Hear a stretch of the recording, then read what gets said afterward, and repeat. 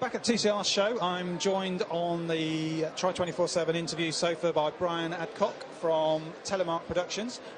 Brian is here today launching a new triathlon series in the UK, which is a development from an initial event. There was the Hever Castle Triathlon September last year. It was an event I actually went to. Was particularly astounded when I was there because it was a first-year event and they managed to attract something like 1,300 people, which to a first-year event I thought was pretty impressive. We're going to speak to Brian about that now and actually some huge expansion plans that they have for what they're launching today, which is the Castles Triathlon Series. So, Brian, thank you very much for joining us. Thanks, John. Can you let's talk about Hever Castle last year. As I say, it was a first-year event. How did the event go for you in terms from an organisation point of view, and how pleased were you with just the number of people that you managed to attract? Yeah, sure. Well, to answer your second question last, we were stunned ourselves by the number of people that actually came and did the event. Although we had 1,300 that signed up and took part, we had a further 300 that were on the waiting list. And given that we only went to market mid-July and the race was at the end of September, we were really pleased. Yep. Which kind of gave us the idea for the Castle Triathlon Series, because we think we're onto something in terms of the format that we've put together. Yep. In terms of organisation on the day, we've got fairly broad shoulders. We've been in the events game for about 10 years now. Yep. And although we're relatively new to the triathlon market, we understand how events work.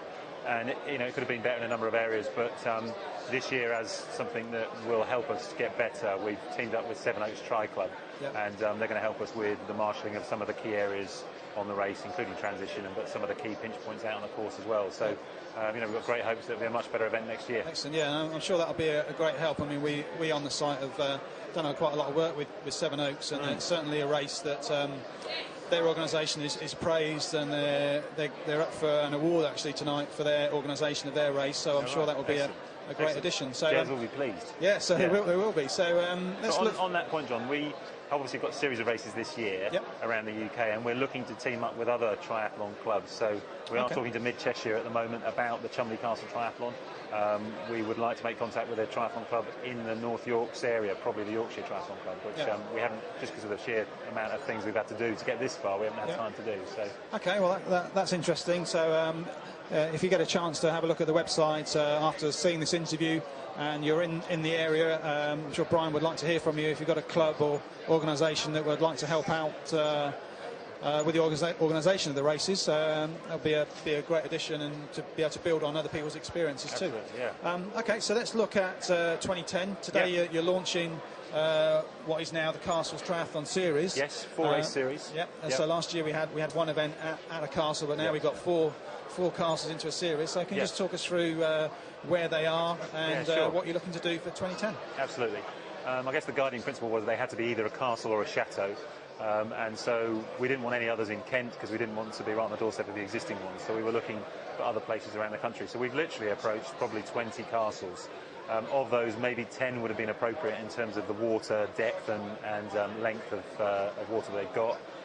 And we've ended up with the 4 that we've got here for this year. We didn't want to go too mad just in terms of organisation and the marketing effort that goes into getting each one off the ground, but we've got a number waiting in the wings for next year. Yeah, and I believe you've got one of the events is actually in France. It is. So that's going to be a bit different. And is that sort of within fairly easy reach for your UK audience to sort of make a trip across the channel for an exciting weekend's racing? Yeah, it's a place that is very close to my heart called Chateau de Chantilly, which is 2.5 hours drive from Calais, and it's literally 20 miles north of Paris, just off the main sort of motorway in there. And it is a truly stunning venue. The French market is probably 5 to 8 years behind where the UK market is at the moment, and so they haven't really cottoned on to this sort of venue-based triathlon stuff that we've got into here. So we're very lucky to be able to persuade the Chateau and the mayor in the local town that this would be a good idea. So really excited about that race. Yeah, very exciting. So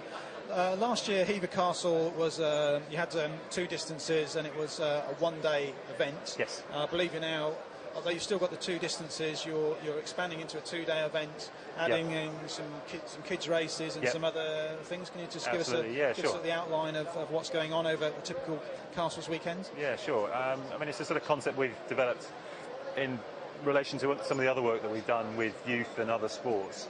So it's effectively a triathlon festival for the weekend. So there is camping available on site at all the venues. We're going to start off with the shorter race format, so the sprint distance equivalent on the Saturday morning. Yep. And we'll have a field of approximately 1,000 in each of the races outside of the Hever one, which will be a 2,000 number field. Yep. And then on the Saturday afternoon, we'll have the children's races, which are formatted in the three fairly standard formats of 8 to 10 years old, 11 to 12, and then 13 to 15. Yep. With shorter races, unfortunately, because of safety, this year we're going to keep all of the cycling for the kids' races on the venues, so they'll basically just do mountain biking around the estates, but at sensible and appropriate distances for the kids. Camping again on Saturday night, and then on the Sunday we do the longer race sort of Olympic distance format, which is what you would have known as the Henry VIII equivalent race at Hever. Yeah, and I just had a quick look through the brochure before we started. It looks like the distances are fairly standard, but I assume that the cycle is adapted where necessary according to the roads. But we're broadly on, say, a 400 metre swim, 20k or so bike, and a 4 or 5k run for the short one, and then a 800 metre 40 or so k bike and a 8 to 10k You've got it. And there was a purely commercial reason went into the reducing of the swim distance, and it's because we went down that route. We think that that's one of the huge barriers to entry for open water swimming for a lot of people. One of the interesting facts for us about Hever was that 80% of the people that did the shorter race format were first-time triathletes, and that's what's the exciting thing from a commercial perspective about the race series for us. So it's a great way of getting people in, and then maybe they go from the 400 metre one year and then think, I'll try the 2-lap or the bigger one the following year. For our readers out there, what's the sort of level of the entry fees and for pricing for the events? Yeah, sure. We've kept it consistent across the board. So for the longer race format, the Olympic distance equivalent is £70. For the sprint format, it's £50. For the children's races, depending on which of the year groups they're in, 8 to 10 years old is £25. 11 to 12-year-olds is £30, and then 13 to 15-year-olds is £35. And then if you're entering as a team, which you can do in any of the race formats, then it's £105 for the longer one and £90 for the shorter one. And we're calling it the Castle Series. Is there sort of from a competitive viewpoint, a sort of series league or prizes or whatever, that if you do all the events or 3 of the events or anything like that? We, for the first year, we're putting up a cash prize for the longer race format, so for the Olympic distance equivalent. There'll be prizes for both men and female, first, second and third, and also for the team competition. So that's quite an exciting thing, and you do get rewarded if you decide that you want to sign up for all 4 now. You'll get a discounted entry rate. If you do 3, again discounted, and so on. So we think that it's if it catches on as a series, then you definitely get rewarded in terms of what it will cost you to do. Excellent. Well, we wish you luck with that. Is the you were talking about that you had all the approach 20 castles, maybe 10 were viable. Is there expansion plans beyond this year, or is it let's see how 2010 goes, and maybe we'll have an even bigger castle series for 2011? We're quite ambitious, and you've obviously met Tristan, my counterpart, and he's very excited about the whole thing. But we definitely will have an increase in numbers of races next year. We'd like to go further into Europe, and we'd also like to crack the rest of the British Isles. So we are looking for other venues. And I think we go to the venues with quite a good business case in terms of how they can make money out of it as well, which is why we've perhaps opened doors where others have failed in the past. Well, that's thanks very much for that, Brian.